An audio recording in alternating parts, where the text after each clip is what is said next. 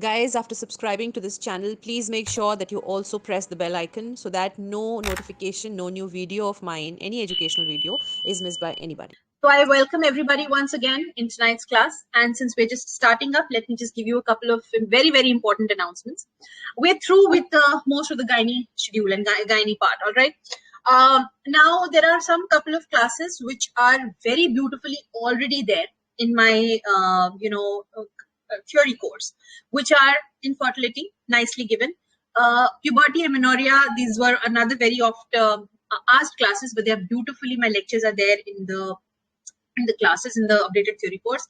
For those students who still feel that I need to take a proper complete class, I have no problems in taking it, but you have to just be discreet whether you want the classes or not. And I'll go back again and see my notes and my classes, because as far as I understand, this doing another class on the same topic adds to a lot of confusion, not only for reading for the first time, but also revising.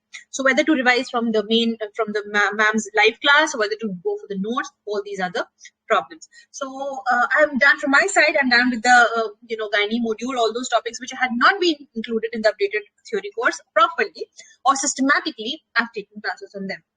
But if you still feel that this topic we need, in a different style, or we need everything together, or you feel that, ma'am, make this as your main base and that you can, forego with, I have no issues. All right. But I need that, that strength of students to let me take this decision.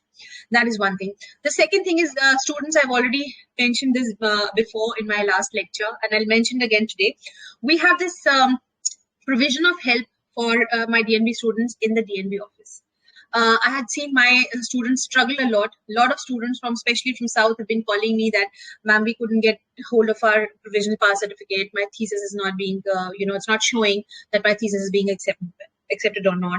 I want to change my college. What is the procedure? People in the DNB office, they are neither replying the mail, or they are replying the same automated, mail is coming back again. They are not picking up the phone. So these things, they really hurt me a lot. And I started with this venture of mine in which I wanted a little help for all you students in various parts of the country, and that is not only for obstetrics and gynecology, it's for all the DNB streams. And I wanted to help the students to be able to reach out to DNB office without you physically being there. I understand that you are more focused on your studies, and this kind of last moment hassles, they are just spoiling your time, your energy, your attention, your focus. So because of which I took everything in my hands, sent a person from my own trusted executive to the place on behalf of my students, so that he can fight your case on your behalf, and you end up saving on your time, your energy, your precious focus, and you can just focus on your studies. So that was a very important part for me to tell you this, because it's a direct channel through me. Okay, this person who's approaching is approaching, it's because he's my trusted person. So it's very essential that all of you understand this. And if you have any problem, not just you alone, your friends also who are having any issues with the DNB office, please feel free to approach me. That's the second announcement. The third and very important announcement is that a couple of you students have started approaching us about your thesis, not just to find a way out to get clarification on thesis, or the thesis acceptance is pending, whatever. You've also approached us for making the thesis. That means you have the data, printing, typing, making notes, charts, getting it typed, printed, and compiled, and send it back to you. So we all sat down, my team and everybody, back-end team, we all sat down and found out that we can manage this thing for you. The thesis part, I have a very, very elaborate team set up already, who is expert in doing your typing, your these pie charts, pie diagrams. We even have an analyst with us who can help you out with your thesis work. So again, feel free to approach us for your thesis work as well. So all you have to do is just give us the data online. Try to be more, compiled, more discreet. Just send us a zip file, or send us a complete PDF together, in which you can just send us this is supposed to be written, marked in the copy book, whatever notebook you have, and the references very discreetly. Reference for this is this, reference for this is this, and we can help you out.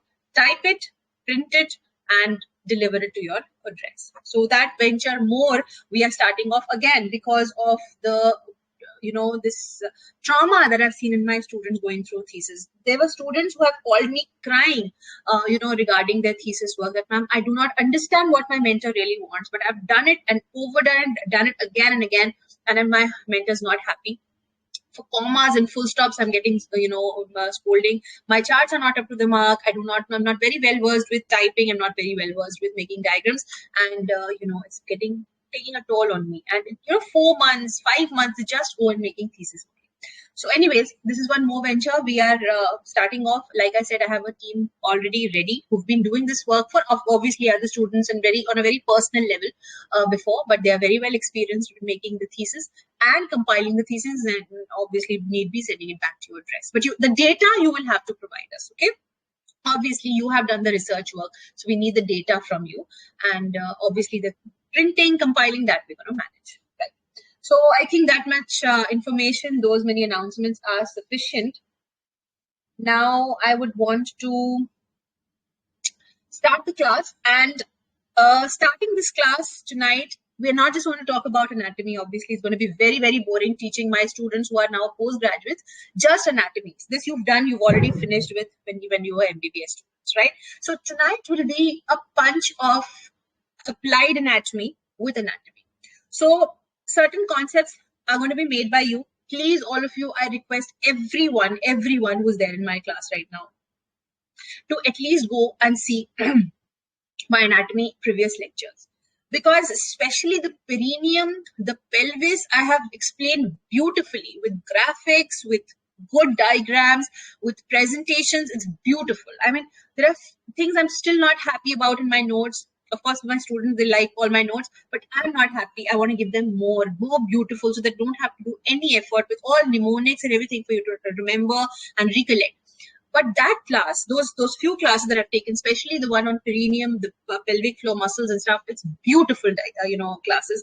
Why? Because I put in a lot of effort to make you understand, this urogenital diaphragm, deep perineal pouch, superficial perineal pouch, and their boundaries and everything. So I'm pretty sure those of you who have attended those classes will be able to recollect it better and will do one step better in your class than your rest of the students. Because they are not just concept creating, they are, it just gets inside you. It just filters and percolates and sits inside you. It's that kind of concept that I've given in that class. So always, please just go and see my anatomy other lectures as well. Let's begin with that, introduction. Let's begin with the first thing. So today I'm going to be talking about the different organs. All right. So we'll talk about the uterus, the ovary, the cervix, the fallopian tube, and if time allows, then we'll go to the blood supply. But otherwise, I wanted to take blood supply separately in my next class, my upcoming class, because it's elaborately asked. And I don't want to hurry you up in this class because I want to finish the blood supply. So that I'm going to take up. Let it be a 25 minutes class. Let it be a 30 minutes class. But I want to take it as a separate class to do full justice with the blood supply of the pelvis. So let's start with uterus. Okay. Now, the non-pregnant uterus is basically a hollow, pear-shaped, piriform muscular organ. You all know that, right? It is situated in a pelvic cavity. Obviously, it's not an abdominal organ. It's in the pelvis between the bladder anteriorly and the rectum posteriorly. All right. So we'll be discussing this when I talk about the relations of uterus. So how is it done? So it's bladder is anterior, rectum is posterior. Uterus normally lies in anteverted position and anti-flexed position. All right. Now, anteverted and anti-flexed. Quickly write down in the chat box what exactly do you mean by anteverted? What is the relationship? And what is anti-flexed? Quickly, guys. And this much I expect from all my students. What is anteverted and what is anti-flexed? So it's both. Okay. Where is my chat box? Who all are writing? Let me see.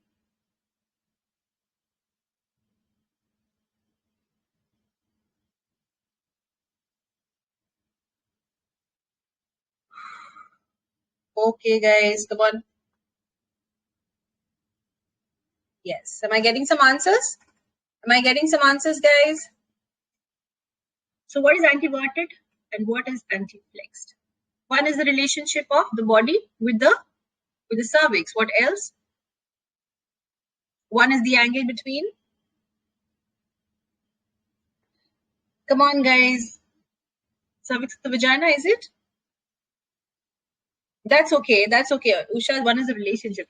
The angle. Okay, I don't have that diagram right now, but one is this is the one where it goes, and this is one, and this is the other one. So this is the relationship of body with the cervix with the vagina. The angle, the angulation is like this. So it's not just simply bent, it's bent in a particular fashion. The cervix is also bent to the vagina. The body of the uterus is bent onto the cervix. So it's both anteverted and anteflex, which is the reason why when the patient lies down, it becomes kind of straightened, and then you pull it off with the tenaculum or the forceps or your valsalum, it becomes straightened out, and then you can do your proper, and even then you require the uterine sound. The uterine sound is also made somewhat like that. Even after correcting all the anteflexion and anteversion, it's still a little anteverted. Anyways,